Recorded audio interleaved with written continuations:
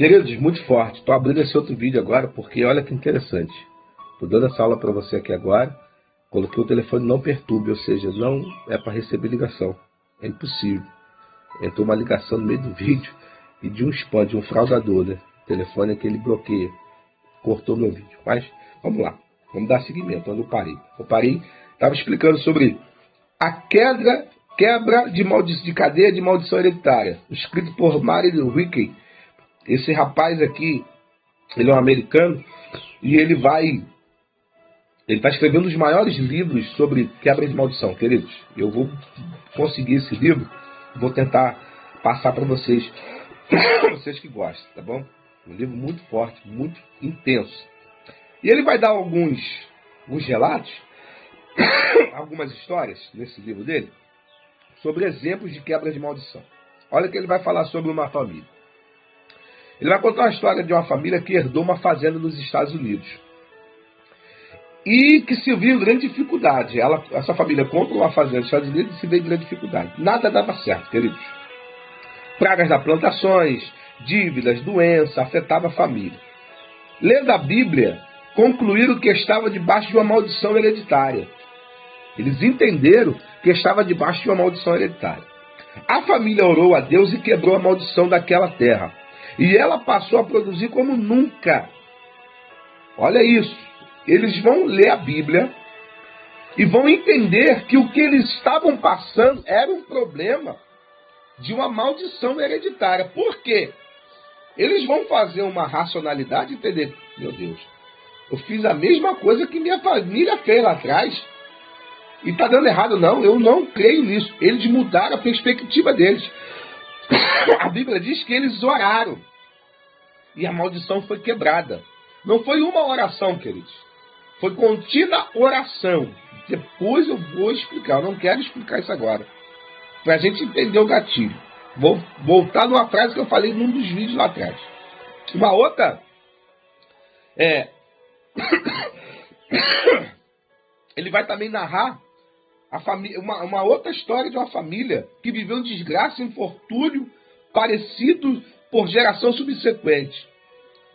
Aí esse escritor, ele vai pesquisar, fazer uma pesquisa na família. Aí ele vai dizer que nessa pesquisa, ele vai tentar entender por que aquela família estava vivendo. Essa outra família, não era essa que conseguiu a vitória. Uma outra família. Aí ele vai tentar analisar. Ele vai analisar 560 descendentes dessa família. Aí ele vai dizer que os membros não eram fiéis a Deus. A maioria era ateia. A maioria da família era ateia. Ele vai analisar a descendência da família e vai entender que a maioria era ateia. Dentre eles, dentro desses 560, 310 morreram por extrema pobreza. 150 tornaram-se criminosos, já foram aí 460.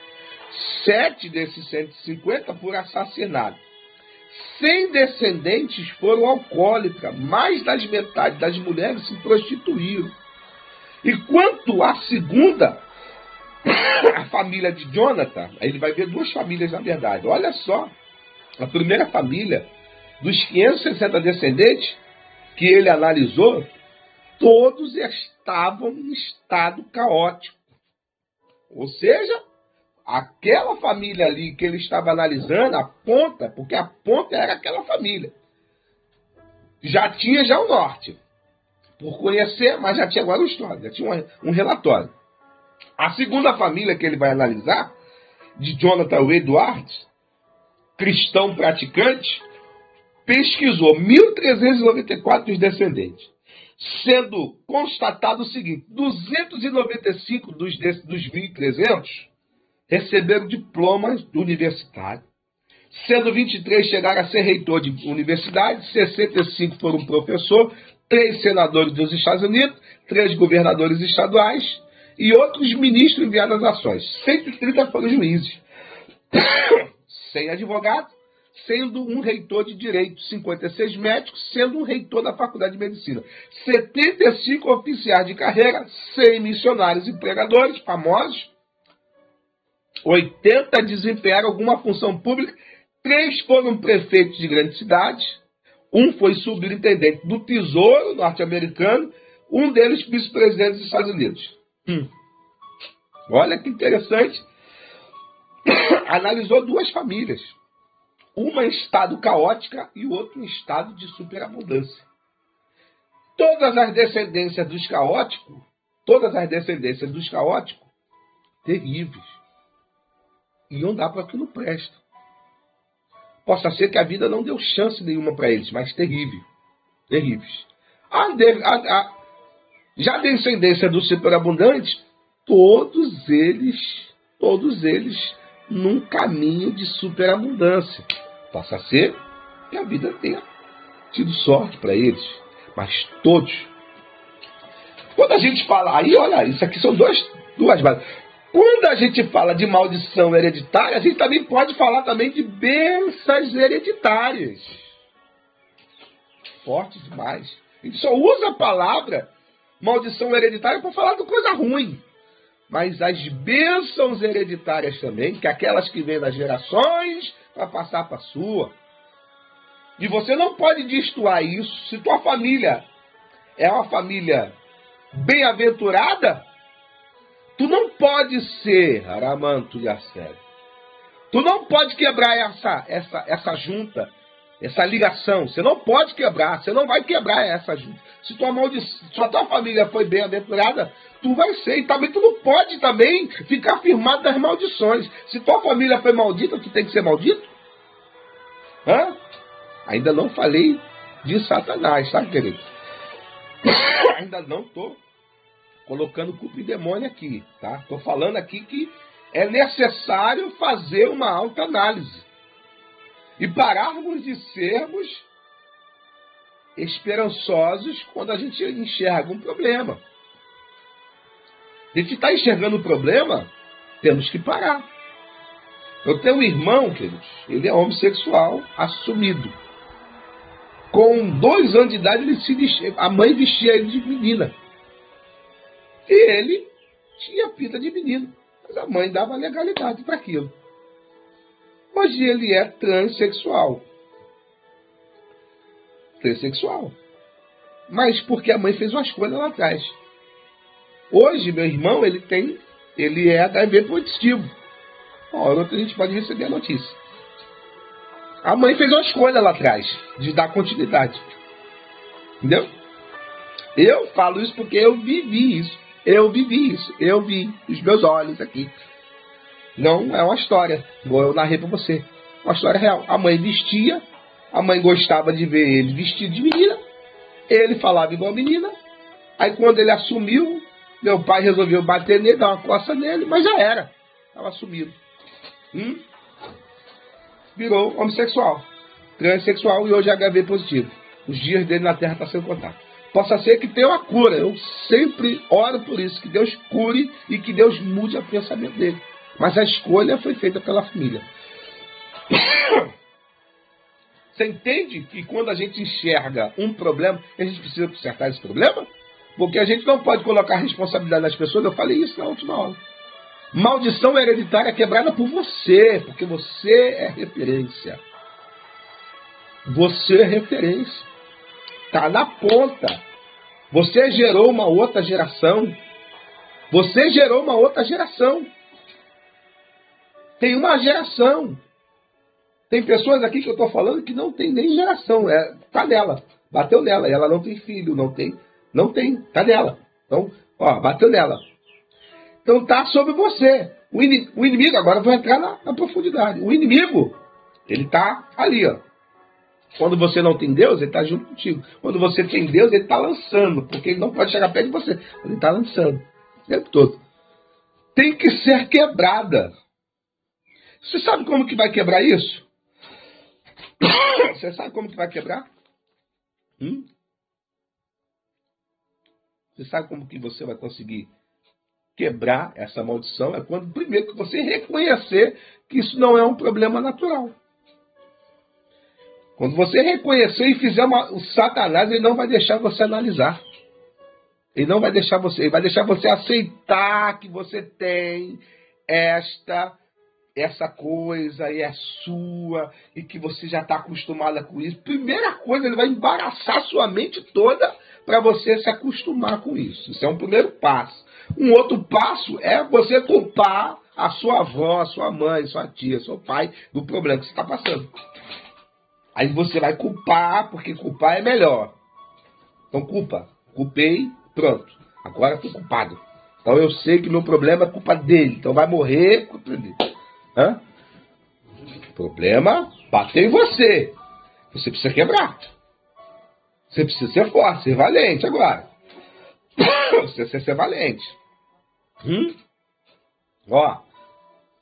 Salmo 91, verso 6 vai dizer: não te assustará de terror noturno, nem sete voos de dia, nem pesca na escuridão, nem mortandade que é só do meu dia. 1000 cairão ao teu lado, 10 mil ao teu direito, que não será atingido. Existe um princípio que você não vai ser atingido, mas você precisa estar no esconderijo notícias. Lucas capítulo 11, verso 24, vai contar uma historinha. Vamos lá. Quando o espírito sai de um homem, passa por lugares áridos, procurando descanso e não encontrando, diz: voltarei para casa onde saí.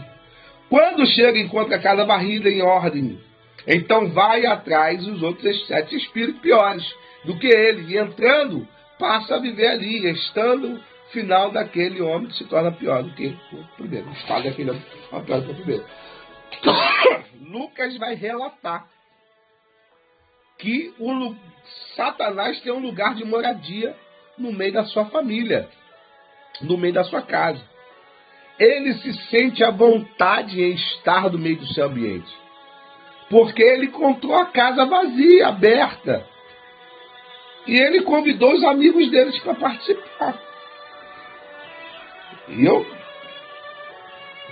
queria entrar no detalhe aqui dos problemas, das entidades, eu quero entrar aqui hoje no detalhe de você compreender que existe um problema. Existe um problema e você precisa lutar para quebrar esse problema.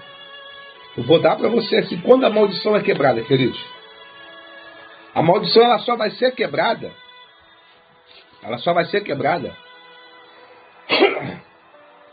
com o enfraquecimento desta força e com a tua não aceitação desse diagnóstico. Com a tua não aceitação. Quando você entender isso, quando você começar a entender isso, que essa não é para mim, isso não é meu, eu não vou viver com isso, eu não aceito. É não aceitação, verbalizar com autoridade, eu não aceito. Eu vou começar a enfraquecer. Eu falei isso com você há um tempo atrás, agora no vídeo. Enfraqueça as forças do mal. Cria um ponto de referência na sua casa espiritual, um ambiente que o Espírito venha. Coloque louvores, adoração. A Bíblia diz sobre adoração. Coloque adoração na sua casa. Faça as orações, deixe te chamar de louca, mas faça as orações proféticas.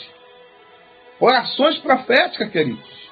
Senhor, sobre esta casa, o Senhor é o dono, sobre este lugar, sobre esta cozinha, este prato é teu, faça isso. Ah, mas isso é religiosidade. Deixe falar que tu é religioso. É tu e as tuas guerras, filha. Rabando e assai. É tu e as tuas lutas, delebando e assai. Deixam te chamar de maluco, mas o enfrentamento precisa acontecer e você de pé. De pé, a não aceitação é o primeiro ato para quebrar a maldição. Eu estou quebrando hoje a maldição sobre minha família. Não aceito. Deus, em nome de Jesus, fortalezas do mal, eu quebro você agora na autoridade do nome de Jesus. Cadeias que imperaram sobre as minhas alturas, sobre os meus lugares, quebro na autoridade do nome de Jesus. Envia teus anjos, Senhor, quebrando as cadeias, as correntes. Profetizo sobre a vida da minha família, da minha esposa, dos meus filhos, que não passará maldição nenhuma. Vai ser quebrada. Volte para o teu caminho, você opressor que se sentiu à vontade neste ambiente. Quebra Jesus. Autoridade. Fale com autoridade e enfraqueça as forças do mal. Toque seu corpo, cabeça, ventre, costas, braço, perna, aonde tem uma porta aberta, fecha, me ajuda a fechar, Jesus. Entrego a chave da minha vida nas suas mãos. Enfraqueça todos os momentos de visitações de Satanás, enfraqueça ele. Fraqueza. Olha uma história aqui. Olha a história que a apostila vai contar. Olha isso. Ouvi um relato de uma pessoa que veio até esse ministério com um casamento destruído. Completamente desacreditado de qualquer possibilidade humana de reatar aliança matrimonial. Quando a Jennifer veio a mim e seu autor dizendo: era um dia de oração para a libertação, como habitualmente fazemos. A princípio não parecia estar sendo atacada pelos demônios, apenas senti alguma perturbação nela. O Espírito me disse sutilmente: haverá manifestação de demônios e libertações hoje. Querido, isso já aconteceu comigo diversas vezes. Se eu me falar, se prepare que vai vir. Disse isso porque nem sempre acontecem manifestações. Nem sempre acontecem manifestações. Sendo assim, me preparei e começamos a oração. Em determinado momento, a chamar que estava em oculto da pessoa. Como faz? Ele faz isso. Ele chama para fora. Deus permitiu que viesse a manifestar alguns espíritos malignos. Percebi que a face daquela mulher, especialmente transformada, se contorcendo, sendo um dos sinais de manifestações demoníacas. Logo em seguida, através dela, eles começaram a falar dizendo: nós vamos acabar com ela e com a família dela. Vamos destruir a vida dela. Deixe-nos ir, grunhiam. E numa fúria descomunal, entre muitas mentiras, para atemorizar, falaram a respeito dos seus planos para inquirir ela. Realmente, o objetivo dos demônios era destruir a vida de qualquer um que abra uma porta para eles, sem o selo de Deus, através do Espírito Santo. Qualquer pessoa sujeita aos ataques malignos não é brincadeira. E algo que podemos deixar para depois sem nos preocupar. É fundamental acordar com essa verdade e acabar com essa verdade e tornar uma decisão séria a respeito de Jesus Cristo. Aqueles seres iriam acabar com aquela jovem, Jennifer, e sua família, sem dúvida. Eles iam destruir aquela casa. Eles estavam provocando muito desentendimento familiar. Desencontros, verdadeiros ataques de fúria. Ela e o marido, olha isso, não podia mais se olhar sem que houvesse ofensas e demonstração de ódios. Carácia. Naquele dia, outro demônio se manifestou após a inquirição do pastor, que é o autor do livro. E nessa investida, veio querendo fazer barulho e dizia: deixe-nos ir. Aqui este fogo está queimando. Na sequência, continuou gritando que não era para ele estar naquele lugar. E ele sentiu um fogo queimando. Era, na verdade, o fogo do Espírito. Que ali estava. Pediu insistentemente que deixasse eles ir embora. Mas os anjos do Senhor mantinham preso até que fosse dada a ordem para levá-los para as trevas, que é o lugar apropriado para os espíritos opressores e malignos. Não era para eles ter vindo. Bradavam os demônios se referindo à igreja. Não era para vocês estar aqui. Eles falavam isso. E eles estão atrapalhando nossos planos, diziam eles, falando. E certamente estávamos. A partir daquele dia, os ataques se intensificaram, porque o diabo estava investindo com todas as armas. Araça, queridos. Quando você identifica e reconhece que tem um problema que ele precisa acabar em você, ele vai se levantar. Porque você descobriu ele. Você descobriu ele. Você descobriu ele, aonde ele estava. Quando você reconhece isso, ele vai se levantar com fúria. Vai atingir você. Vai te provocar. Vai te manter provocada o tempo todo. E você vai começar a provocar as demais. Ó, os que estão ao seu redor.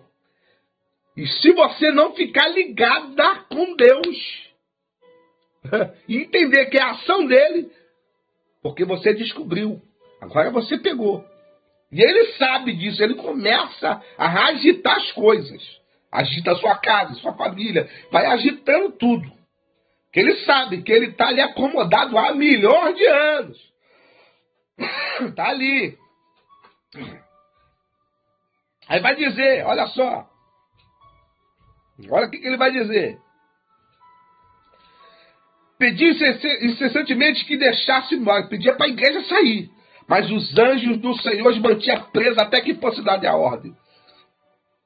Não era para eles ter vindo, bradava, que não era para a igreja estar ali, estão atrapalhando os planos.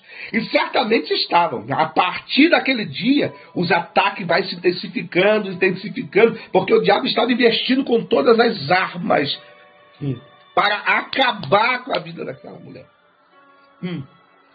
Levantando as pessoas que acusavam, diziam que estava perdendo. Que ela estava perdendo. Olha isso aqui. As próprias pessoas diziam, acaba com isso, não está dando certo.